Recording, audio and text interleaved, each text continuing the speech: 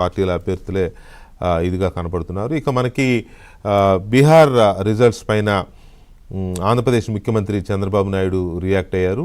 ఆయన ఏమన్నారు ఒకసారి అది చూద్దాం. Example, I'm telling you,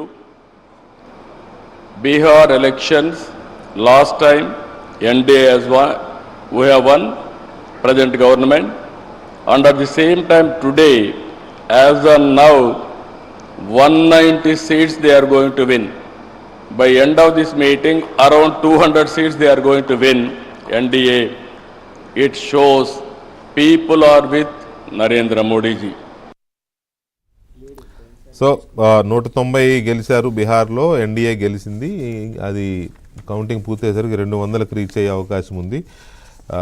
ప్రజలు నరేంద్ర మోదీతో ఉన్నారు అనేది చంద్రబాబు నాయుడు ఇచ్చిన ఒక కితాబు. అలాగే ఎన్డీఏ భాగస్వామిగా ఆయన చాలా హర్షాతిరేకాలు వ్యక్తం చేస్తున్నారు. సో ఇక మనతో ప్యానలిస్టులు మారారు. కాంగ్రెస్ పార్టీ నుంచి ఆ పార్టీ అధికార ప్రతినిధి దామోదర్ హవేలీ జాయిన్ అయ్యారు. అలాగే భారత రాష్ట్ర సమితి నుంచి శుభప్రద పటేల్ జాయిన్ అయ్యారు. అండ్ తెలుగుదేశం పార్టీ నుంచి జూబ్లీ హిల్స్ నియోజకవర్గ ఇన్ఛార్జిగా ఉన్న జీవీజీ నాయుడు మనతో జాయిన్ అయ్యారు. ముందుగా ఈ ఎన్నికలో